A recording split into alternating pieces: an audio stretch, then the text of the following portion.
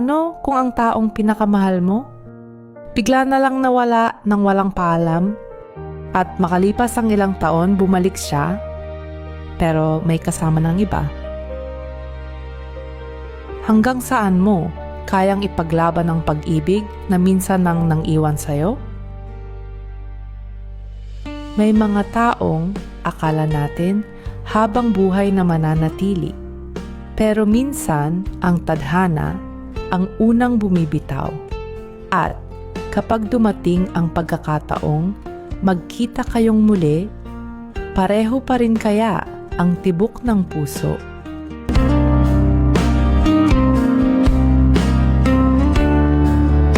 Ito ang simula ng kwento ni Ethan at Sofia. Lumaki sina Ethan at Sofia sa iisang barangay. Magkaibigan sila mula pagkabata. Sa bawat umaga, sabay silang naglalakad papunta sa paaralan. Sa bawat problema, lagi silang magkasama. Habang tumatagal ang panahon, hindi na lang pagkakaibigan ang nararamdaman ni Ethan. Pero pinili niyang manahimik, ayaw niyang masira ang samahan nila.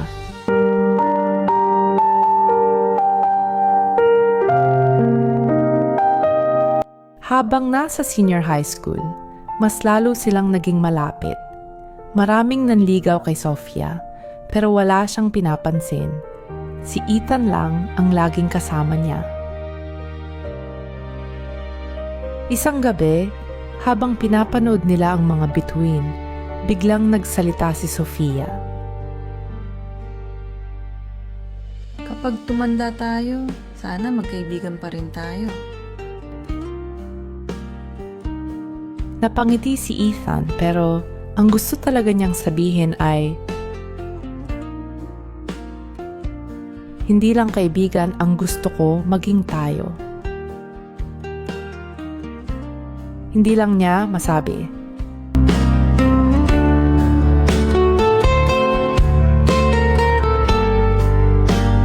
Kinabukasan, naghanda si Ethan.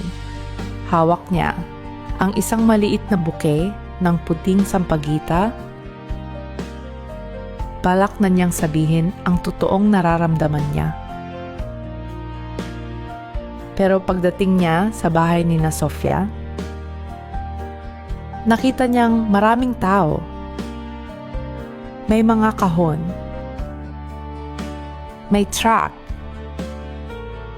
Lilipat na pala sila. Hindi man lang siya nasabihan. Hinanap niya si Sofia. Pero huli na ang lahat. Umalis itong hindi man lang nagpaalam.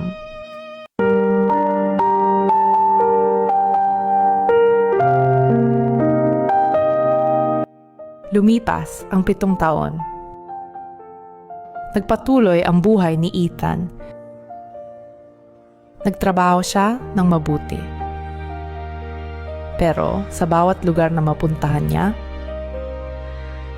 parang hinahanap pa rin ng puso niya si Sofia.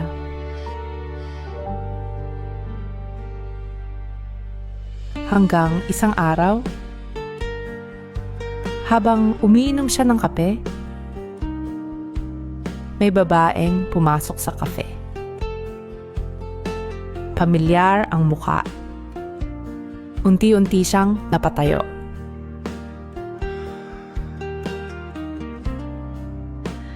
Sofia? Napalingon ang babae. Nagkatinginan sila. Ngumiti ito. Pero maya-maya, may isang lalaki ang lumapit at hinawakan ng kamay ni Sofia. At may batang babae na yumakap sa kanya. Parang gumuho ang mundo ni Ethan. Hindi niya alam kung asawa ba yon ni Sofia at anak ba nila ang batang yon.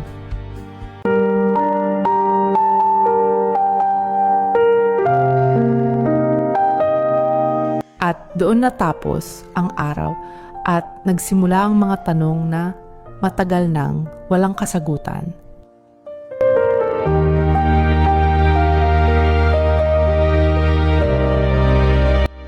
Magkikita nga ba ulit ang dalawang pusong minsang nangarap para sa isa't isa? O huli na ang lahat?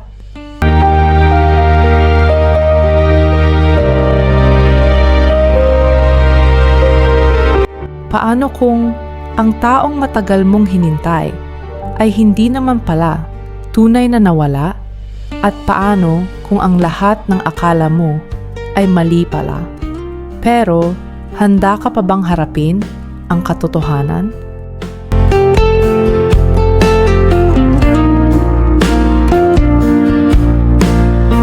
Hindi makapaniwala si Ethan sa kanyang nakita. Tahimik siyang nakaupo sa sulok ng kafe habang nakatingin kina Sofia, sa lalaking kasama nito at sa batang babae.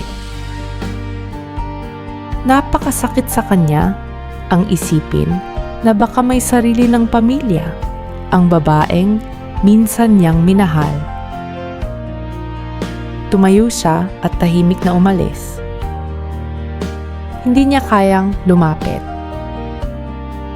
Hindi niya kayang marinig ang katotohanan.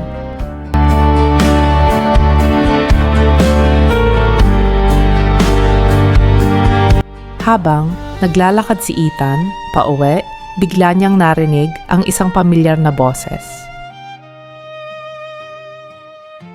Ethan, Huminto siya. Paglingon niya, si Sofia ang nakatayo sa likuran niya.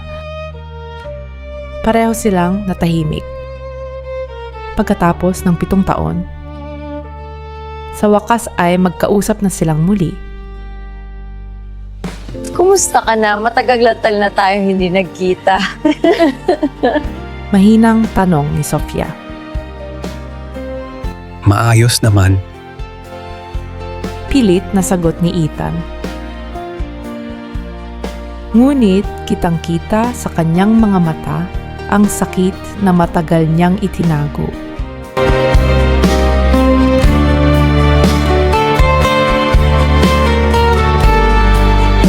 Humingi agad ng tawad si Sofia. Pasensya ka na. Hindi ako nakapagpaalam noon.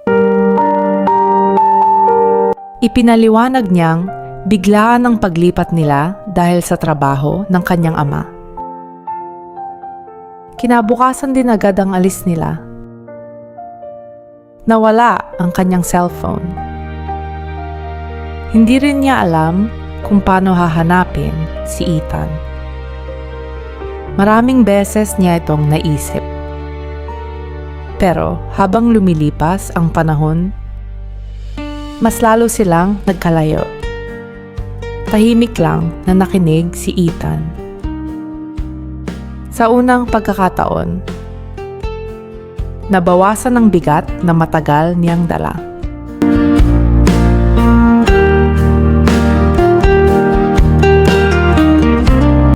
Hindi na napigilan ni Ethan ang kanyang tanong. Sofia, asawa mo ba ang lalaking kasama mo kanina? Napangiti si Sofia. Ha? Hindi. Nakakatanda kong kapatid iyon. At ang batang kasama namin, pamangkin ko. Parang biglang gumaan ang pakiramdam ni Ethan. Ngunit bago pa siya makapagsalita, may isang lalaki ang dumating sakay ng kotse. Lumapit ito kay Sofia, ngumiti. Iniabot ang isang bouquet ng rosas. Ready na ba tayo para sa engagement party? Nanlumo si Ethan. Napatingin siya kay Sofia, tahimik lang itong yumuko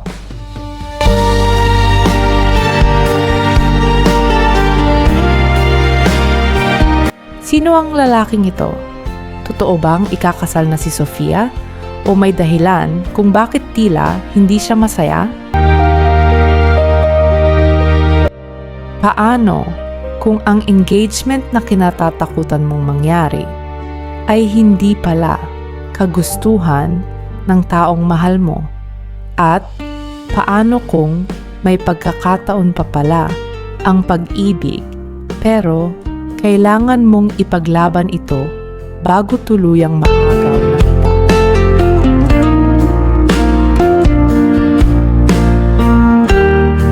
Tahimik na nakatayo si Ethan habang hawak ng lalaki ang bouquet ng pulang rosas. Ready na ba tayo para sa engagement party? Nakangiting tanong nito. Napatingin si Sofia kay Ethan bago siya sumagot. Mark, sandali lang. Lumapit siya kay Ethan. Ethan, siya nga pala si Mark. Magalang na iniabot ni Mark ang kanyang kamay. Hello! Lagi kitang naririnig kay Sofia. Nagulat si Ethan. Ha? Talaga? Ngumiti si Mark. Oh, madalas kanyang ikwento noon. Mas lalo pang nalito si Ethan. Kung ganon, bakit parang hindi masaya si Sofia?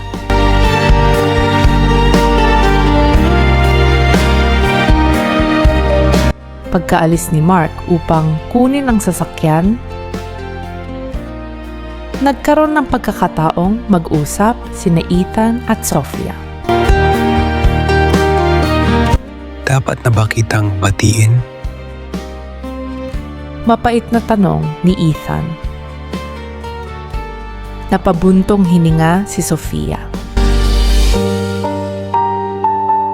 Hindi ko pa alam kung gusto ko talaga ito.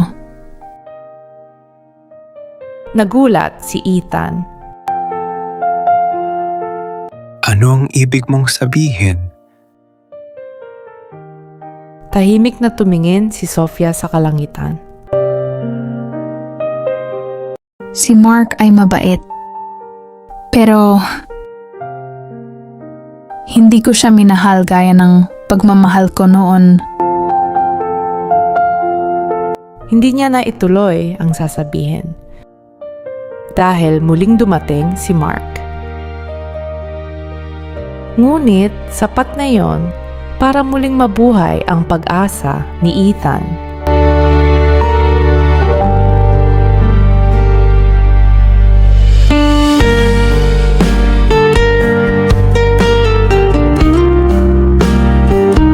Napansin ni Mark na tahimik si Sofia. Nakita mo ba ang dating mahal mo? Nanlaki ang mata ni Sofia. Paano mo nalaman? Ngumiti si Mark. Hindi ako bulag. Kapag siya ang kaharap mo, iba ang mga mata mo. Tahimik si Sofia. Pagkaraan ng ilang segundo, nagsalita si Mark. Sofia, kung hindi ka masaya, hindi kita pipilitin. Napaluha si Sofia. Hindi niya inaasahang maririnig yon.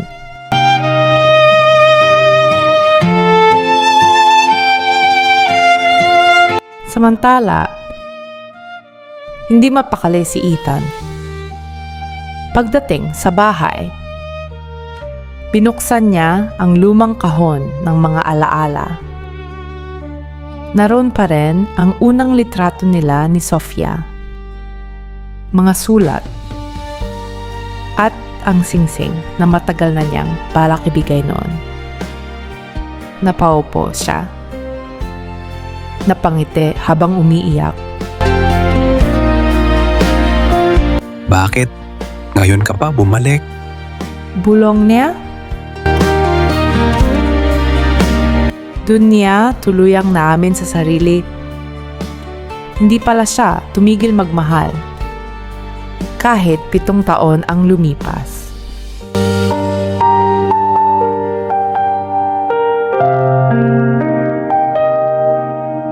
Kinabukasan, nagpunta si Ethan sa cafe kung saan sila unang nagkita muli. Hindi niya alam kung darating si Sofia. Lumipas ang ilang minuto. Hanggang sa may isang babaeng huminto sa harapan niya. Si Sofia. Ngunit bago pa sila makapag-usap, tumunog ang cellphone ni Sofia. Pagtingin niya sa screen, "Mom calling." Sinagot niya ito. Pagkatapos ng ilang segundo, biglang namutla ang kanyang mukha. Ano? Nasa ospital si Papa. Nabitawan niya ang cellphone. Mabilis siyang sinalo ni Ethan. Hindi na siya nagdalawang isip. Halika, ihahatid kita. Magkahawak silang tumakbo papunta sa kotse. Hindi nila alam may isang taong lihim na nakatingin sa kanila mula sa kabilang kalsada, si Mark. Tahimik lamang siyang nakatitig. Ngunit bakas sa kanyang mukha ang isang mahirap na desisyon.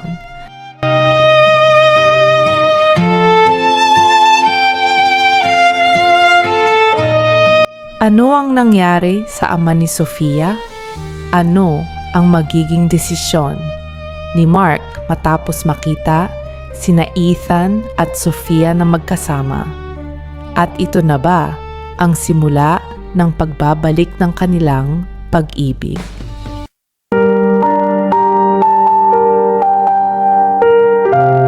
Paano kung sa oras na muli kayong pinagtagpo, isang trahedya naman ang susubok sa inyong pagmamahalan? At paano kung ang taong handang magsakripisyo para sa'yo ay hindi ang taong inaakala mo?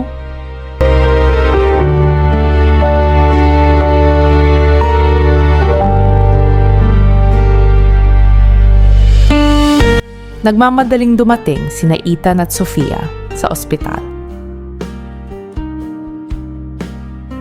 Halos hindi makahinga si Sofia habang tumatakbo papasok.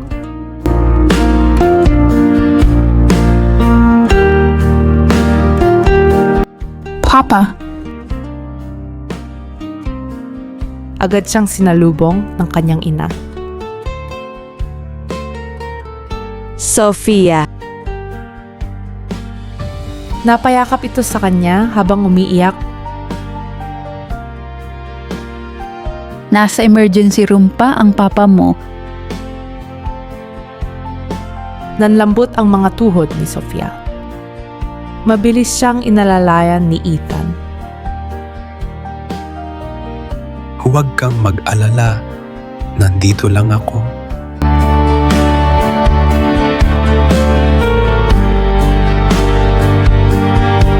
Ilang minuto ang lumipas, biglang dumating si Mark. Tahimik siyang lumapit.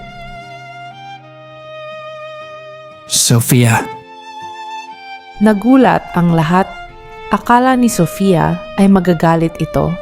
Ngunit, iniabot lamang ni Mark ang isang sobre. nandito ang perang maaaring kailanganin ninyo. Nanlaki ang mga mata ni Sofia. Hindi ko ito matatanggap. Ngumiti si Mark. Mas mahalaga ang buhay ng papa mo. Tahimik na napatingin si Ethan. Mas lalo niyang nakita kung gaano kabuting tao si Mark.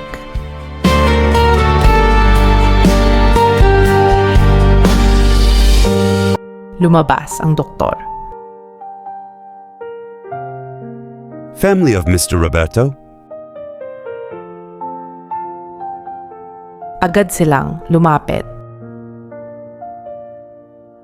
Naagapan natin siya, pero kailangan niyang sumailalim sa operasyon.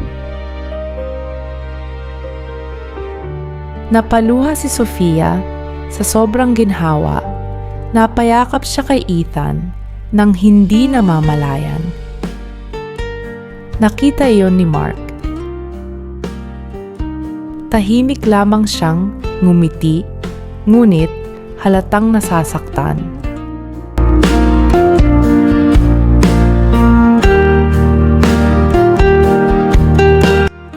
Lumabas si Mark upang magpahangin. Sinundan siya ni Ethan. Salamat. Mahinang sabi ni Ethan. Umiling si Mark. Hindi ako ang dapat mong pasalamatan. Nagulat si Ethan.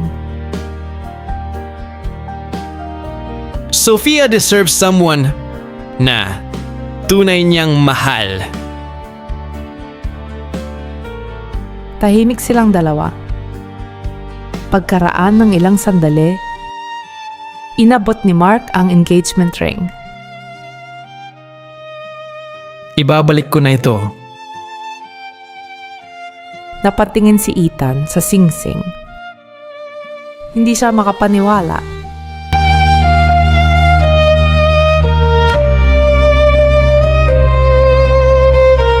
Pagkatapos bisitahin ang kanyang ama, lumabas si Sofia. Nakita niyang magkausap sina Ethan at Mark. Lumapit siya. Tahimik na iniabot ni Mark ang singsing kay Sofia. Hindi ko kayang itali ang puso mo. Kung iba ang mahal nito, Napaluha si Sofia. Mark, Ngunit ngumiti lamang ito. sana maging masaya ka. Pagkatapos, tahimik siyang naglakad palayo. Hindi napigilan ni Sofia ang pagluha. Habang si Ethan ay hindi malaman kung hahabulin ba si Mark o yayakapin si Sofia.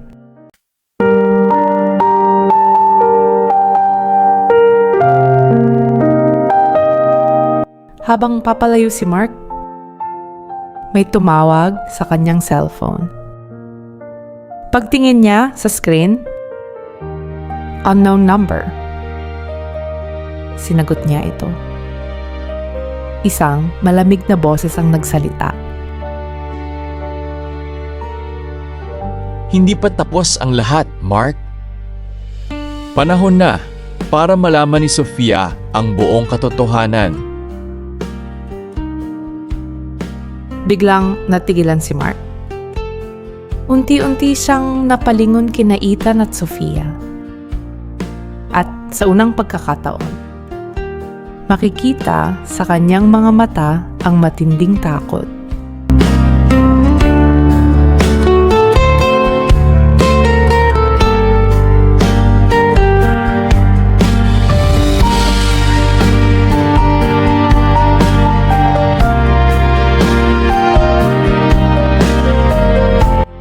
Sino ang misteryosong tumawag kay Mark? Ano ang lihim na matagal na niyang itinatago? At mababago ba nito ang muling paglapit ni na Ethan at Sofia? Paano kung ang taong akala mong naging hadlang sa inyong pagmamahalan ay siya pala ang matagal nang nagpoprotekta sa inyo? At paano kung ang isang lihim ay kayang sirain ang lahat ng inyong pinaglaban?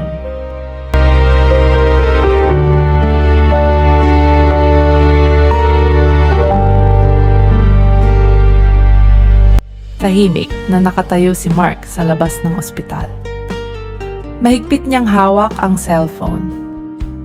Muling nagsalita ang malamig na boses. Huwag mong kalilimutan ang kasunduan. Kapag sinabi mo ang katotohanan kay Sofia, ikaw ang unang mawawala. Biglang naputol ang tawag. Nanlamig ang buong katawan ni Mark. Napahawak siya sa kanyang noo. Mahina niyang bulong. Hanggang kailan ninyo ako pagbabantaan?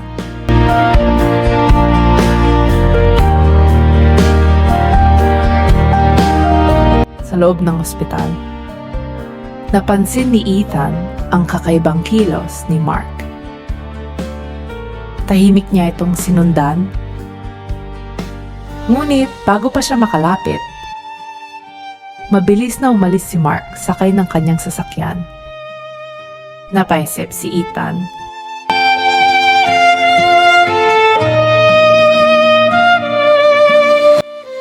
Ano ba ang tinatago mo, Mark?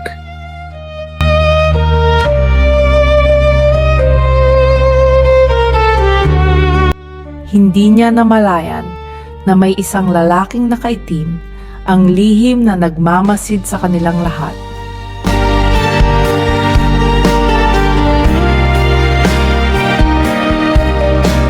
Kinabukasan, nagkamalay na ang ama ni Sofia. Mahina niyang hinawakan ng kamay ng kanyang anak.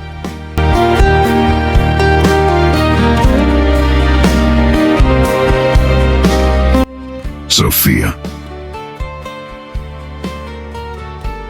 May iniabot siyang lumang sobre.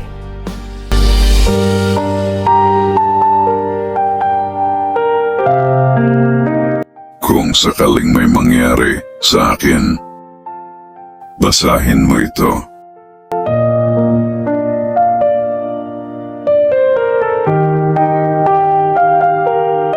Ngunit bago pa siya makapagtanong, muling nakatulog ang kanyang ama dahil sa epekto ng gamot.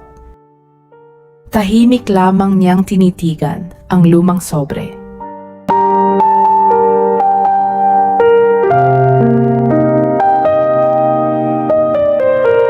Pagdating sa bahay, mag-isang binuksan ni Sofia ang sobre. May lumang litrato.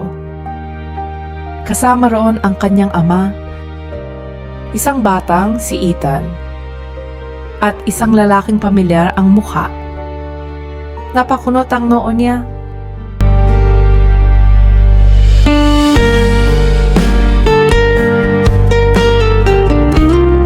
Si Mark? Kasama rin ang isang sulat. Ngunit bago pa niya ito mabasa, biglang nawalan ng kuryente ang buong bahay.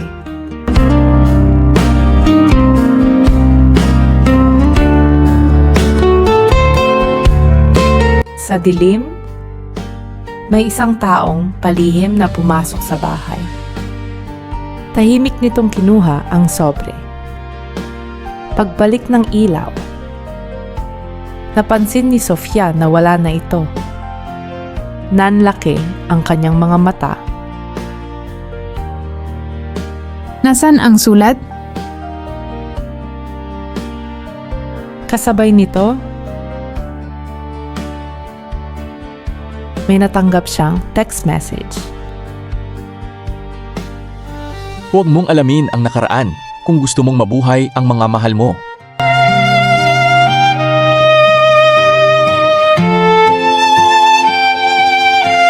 Habang binabasa ni Ethan ang CCTV footage mula sa kapitbahay, may isang mukha ang malinaw na lumitaw. Hindi siya makapaniwala. Mahina niyang nasabi, Impossible. dahan-dahang nag-zoom ang kamera. Ang taong kumuha ng sobre ay ang lalaking matagal nang pinaghahanap ng pulis. At tila, kilala siya ni Mark.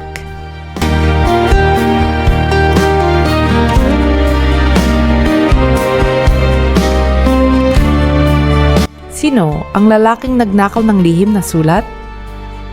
Ano ang tunay na koneksyon niya kay Mark? At ano ang katotohanang pilit itinatago sa buhay ni Ethan at Sofia? Abangan sa Season 1, Episode 6.